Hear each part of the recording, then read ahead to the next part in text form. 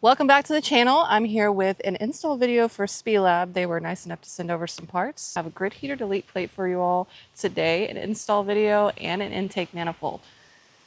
They already come in a complete kit, which makes my life super simple and easy. Here is the intake manifold. Let's get started. There's a little bit of prep work that we have to do to this, and I wish I had a fancy shop to show you guys how I do all of my installs, because this is not the only thing that I will be doing to the 5th gen anytime soon. This is actually part 1 of parts that are going on the 5th gen. After this, thank you Spelab, I will be also putting on an extension kit from Striker Off-Road. Now, it's not going to be the same day, but if you guys always wanted to know a little bit behind the scenes, all of this stuff has been done either in a gravel driveway or my field. So one day I would love to have a fancy shop. Welcome to the farm instead. Let's get started on a little bit of prep work and we'll get moving, guys. All right, like I said, this does come in a complete kit, which makes everything super simple. Oh, I'm gonna battle the wind today is what I'm gonna do.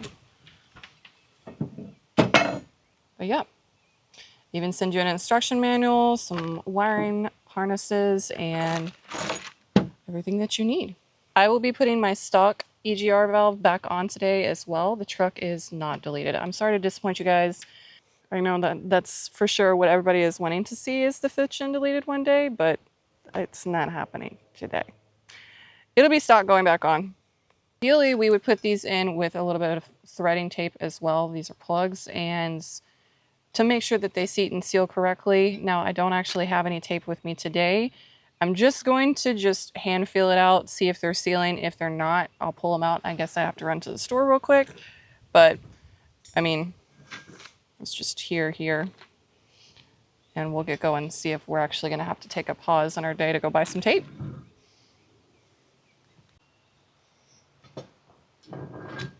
These are tapered threads, and you would want to use some Teflon tape if you wanted some needed security, but it kind of feels like they're already sealing, so I don't think I'll be running to the store to grab any. You don't want to use a ton of pressure. This is just kind of an aluminum casting. Yeah, so that's about good right there. Okay, so there's a bunch of stuff that's got to come out, unfortunately. Come on. Basically, this is where we're mostly going to be working today. And then the grid heater plate is actually underneath all of that. I know you can't see it right now. So let's start by removing everything that's kind of in the way. And then we'll actually be able to do the install. This is the time-consuming part that I don't like.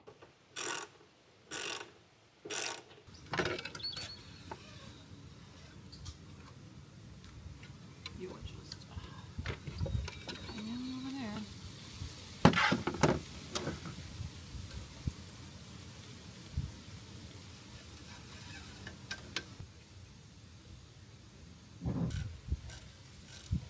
Kind of tight, don't you know? Don't you know? Ta-da! I'm too fucking short.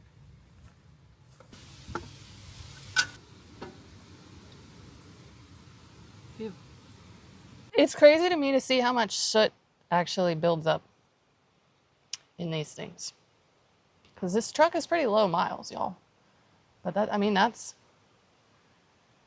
gross. All right. Next thing.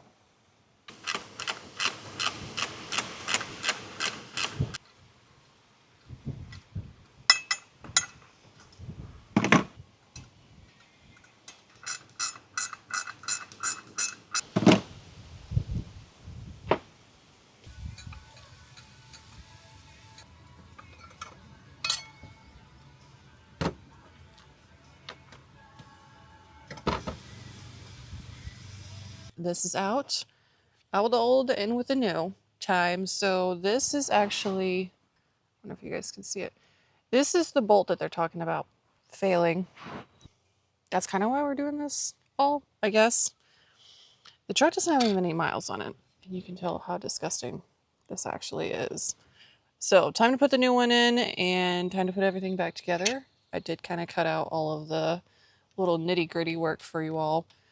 This isn't a step-by-step install. This is more like an overview install. But yeah, all the stuff's been removed. One more wire to go. And then time to put the new stuff on. See you guys in a minute.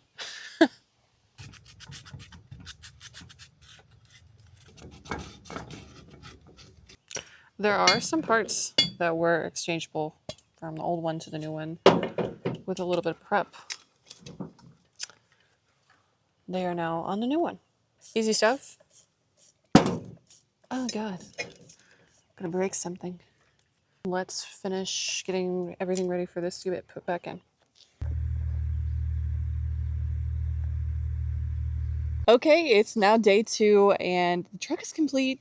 I didn't really get to finish the completion process of everything getting installed, mostly due to bad weather, and I lost the light. It literally was dark by the time that the rain cleared up.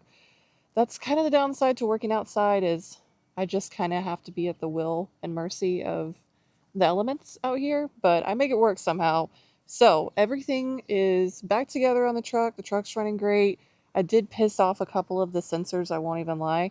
I should have disconnected my battery before I even started, but I had to basically hard reset so that the sensors would be happy.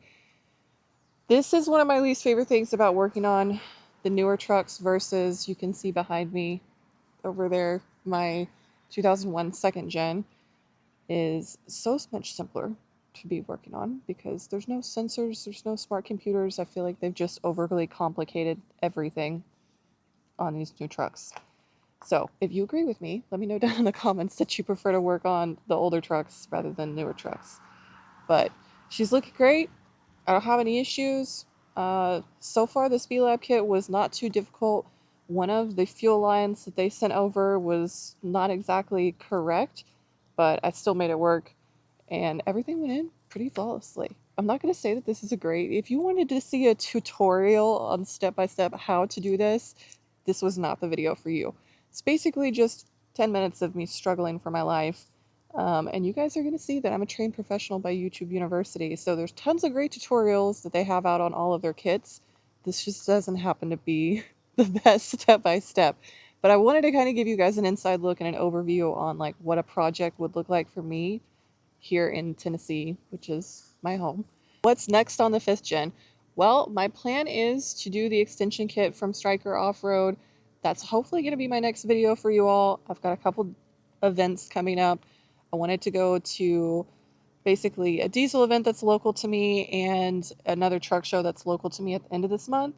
So that's basically what you're going to be seeing on the channel for June. Yeah. Thanks for hanging out with me on the channel. I have some more exciting stuff coming up soon. I hope you guys stick around. Follow me on all of my socials. They're Ash and Joe on everything. And you can kind of keep up with my day-to-day and like live posting more on there. I feel like I'm always a couple days later to announce anything on my YouTube. So be sure to follow me on Instagram because that's where you're going to see everything at once. Again, a big shout out to Spelab. Thanks for sending over the parts. I'm super excited to continue to work with them in the future. I'll see you guys on the next video. Be sure to like, comment, and subscribe. All that stuff actually does help my channel grow, and it has been so much fun to grow with you guys. I can't wait to bring you on the next little adventure with me.